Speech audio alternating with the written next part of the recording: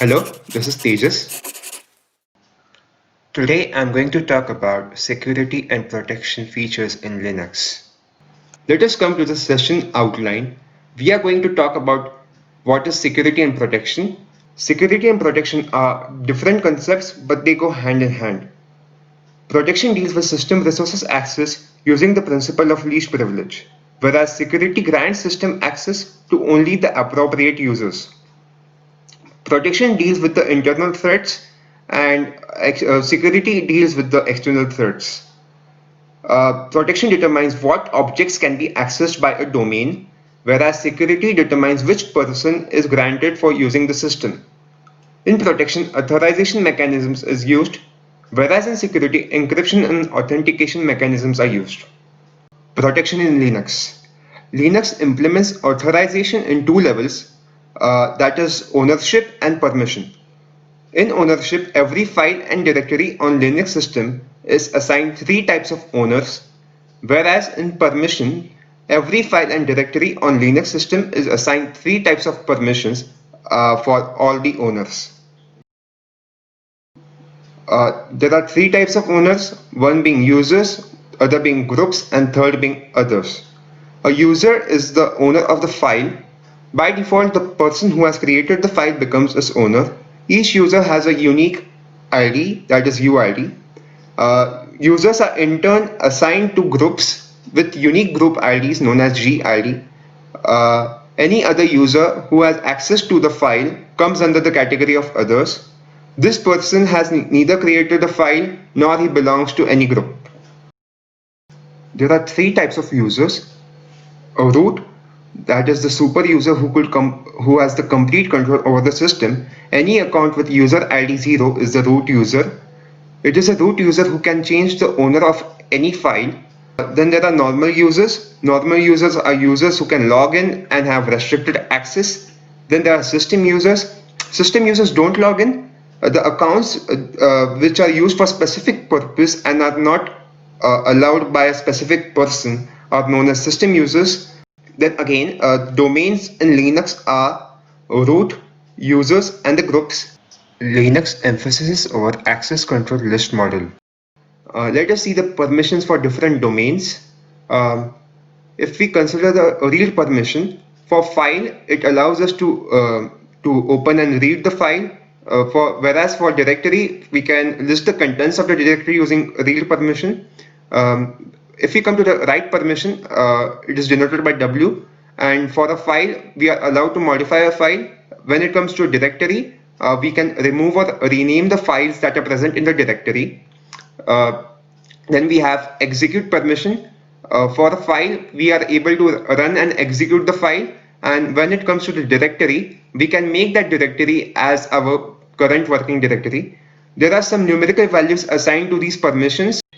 The command ls-l is used to see the permissions of a file.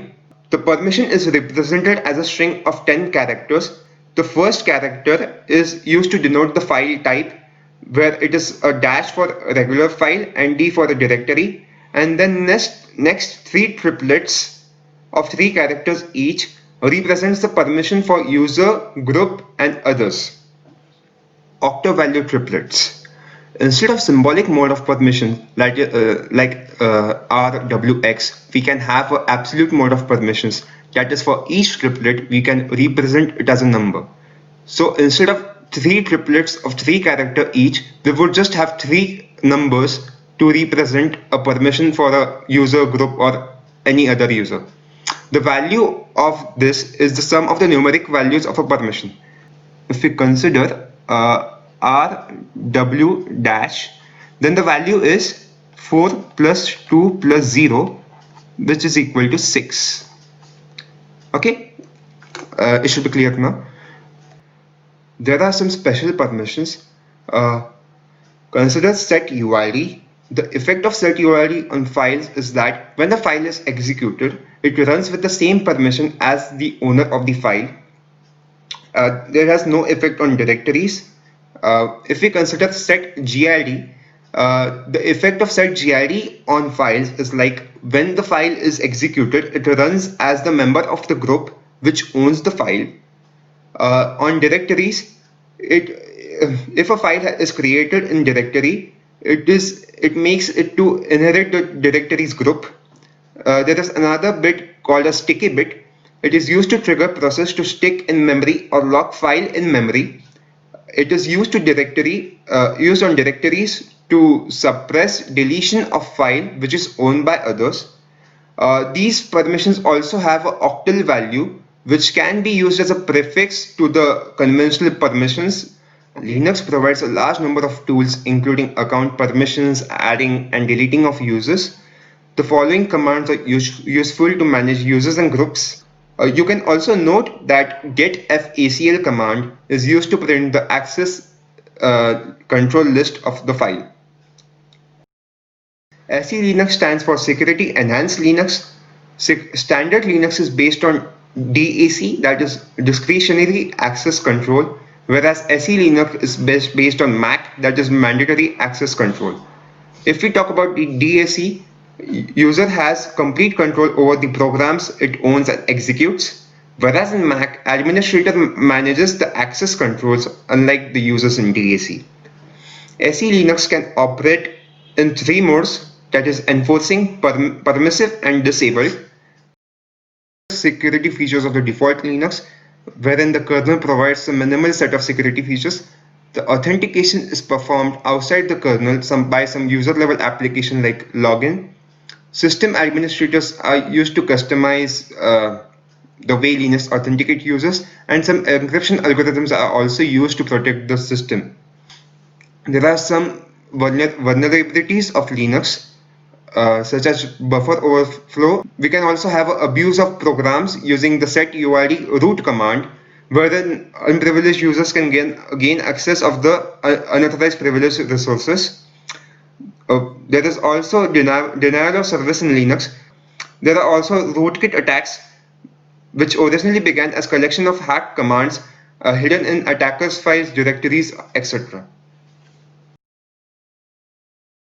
In default authentication, user enters the username and password via login. The password are hashed using some encryption algorithms like DES or MD5. Encryption is one-way hash, that is, it cannot be reversed.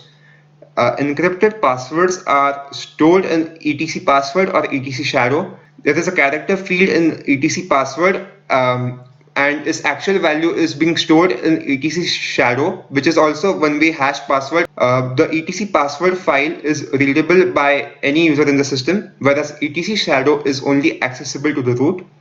There is also some modules known as pluggable authentication modules known as PAMs. It can configure the system to at runtime to include enhanced authentication techniques such as voice recognition, smart cards, and it also ensures that user changes their passwords regularly. So what is hardening? Hardening is a process of securing a system by reducing its surface of vulnerability. We also reduce the access. There is BIOS security. If an attacker has a BIOS access to the BIOS, nothing will remain safe.